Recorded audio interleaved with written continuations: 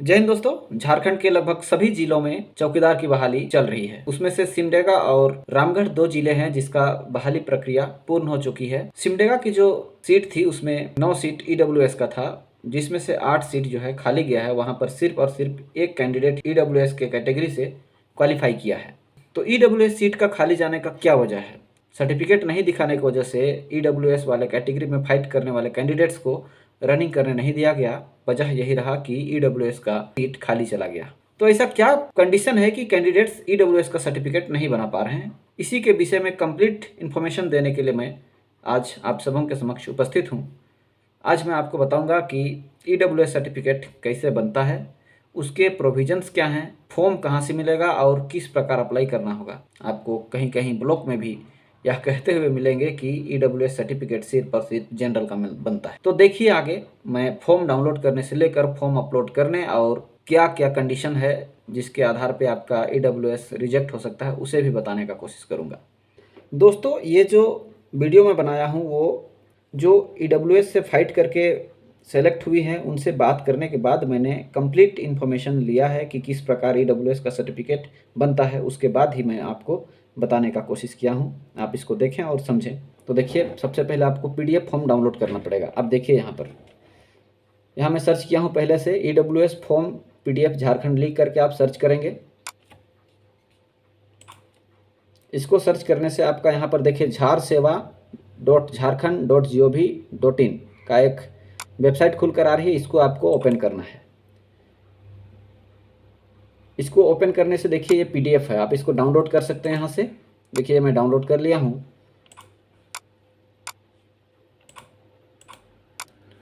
अब ये डाउनलोड किया हुआ फाइल को मैं ओपन किया। अब देखिए यहाँ पर दोस्तों मैं आपको बता दूँ, जो ईडब्ल्यूएस सर्टिफिकेट होता है दो प्रकार से बनता है। एक जनरल, जिसमें कम से कम 20 से 25 दिन, 1 महीना का समय लग सकता है, और दूसरा होता है जिसमें तत्काल सर्विस दिया जाता है, यानी 4 से 5 दिन के अंदर वो बन जाता है। ये दो प्रकार से आप अप्लाई कर सकते हैं।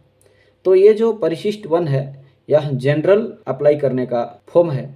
इसके बाद यदि आप चाहते हैं कि मैं तत्काल अप्लाई करूं तो इसके लिए देखिए परिशिष्ट 3 है, जिसमें आपको फॉर्म को भरना पड़ेगा।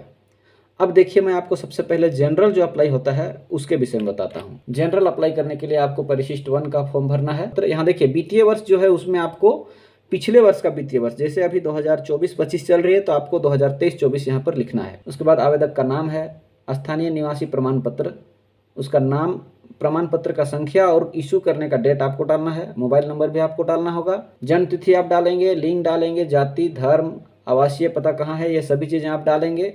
परिवार के सदस्यों की विवरणी में आप अपने भाइयों का नाम डाल सकते हैं। पिताजी तो ऐसे आते ही हैं। आप यदि कोई भाई आपका छोटा भाई है तो उसको डाल सकते हैं। यदि कोई बड़ा भाई है 18 साल से ओवर तो आपका परिवार में गिनती नहीं होगा। अब दूसरा देखिए यहाँ पर वेतन से कुल आय। यदि आपके पिताजी नौकरी में हैं, मान लीजिए छोटा नौकरी में है, उनका 20,000 या 15,000 रुपये का सैलरी है तो भी बनता है। ऐसे नहीं सोचना है कि किसी का घर में यदि सरकारी नौकरी है तो उसका नहीं बनेगा।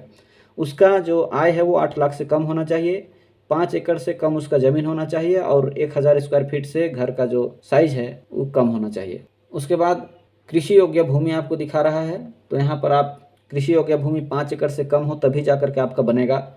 तो इसके सपोर्ट में आपको आपका खतियान और रसीद डालना पड़ेगा कि आप जब खतियान का फोटो डालते हैं उस खतियान में जमीन सिर्फ और सिर्फ 5 एकड़ से कम होना चाहिए। यदि किसी का खतियानी जमीन है जिसमें एक ही जगह सबका जमीन है, एक खाता में अगर 20 एकड़ जमीन है, 25 एकड़ जमीन है, उस खतियान का आप यूज नहीं करें। तो आप सीओ साहब से जा करके मिल लें, हो सकता है वे किसी प्रकार वंशावली करके उसको वेरीफाई कर दें। अब देखिए यहाँ आवासीय फ्लैट कुल क्षेत्रफल, तो आपका जो फ्लैट है यदि खपरेला घर है तो आप उसमें खपरेला घर का भी छत दिखा सकते हैं, सब उसमें कुछ है नहीं, आपका 1,000 से कम होना चाहिए। अब आगे देखिए नगरपालिका क्षेत्र, आवासीय भूखंड का क्षेत्रफल, ये भी आपको भरना है। इसको भरने के बाद आवेदक यहाँ पर साइन करेंगे और उसके बाद इसको मुखिया से सत्यापित कराएंगे। मुखिया अपना मुहर मारेगा और उसमें लिखेगा कि मैं इस व्यक्ति को इतने सालों से जानता हूँ, इसका ज़मीन और इसका पारिवारिक आय इतना के बराबर है, अतः इसे ईडब्ल्यूएस सर्टिफिकेट दिया जा सकता है। अब इसको आप स्कैन करके अप्लाई करने के लिए जाएंगे, वहाँ पर आपको अपलोड करना पड़ेगा। अब दूसरा मैं आपको तत्काल का सेवा का बताता हूँ। देखिए तत्काल के लिए परिशिष्ट 3 को भरना है, तीसरा नंबर का जो पेज है उसको भरना है।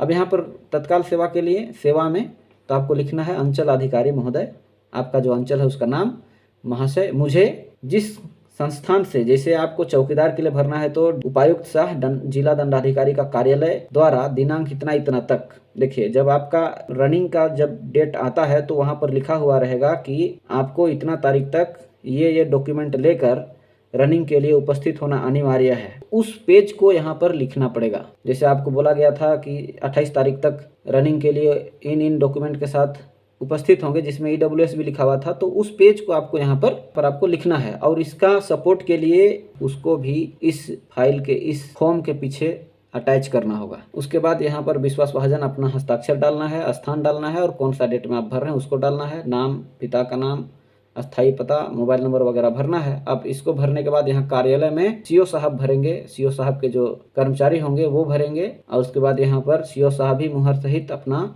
हस्ताक्षर करेंगे। उसके बाद इसको ले आना है, इसको स्कैन करना है और इसको अपलोड करना है। अब मैं आपको बता दिया कि दोनों फॉर्म किस प्रकार से भरना है। इसके नीचे और भी पेपर्स हैं जो कि आपका स्वघोषणा पत्र है। अब यहाँ आगे जाने के बाद आप देखिए यहाँ पर नोटरी पब्लिक के समक्ष शपथ पत्र के रूप में क्या लिखना है। जैसे आप वकील के पास एफिडेविट करने जाएंगे तो क्या लिखना है यहाँ पर उसको दिया है।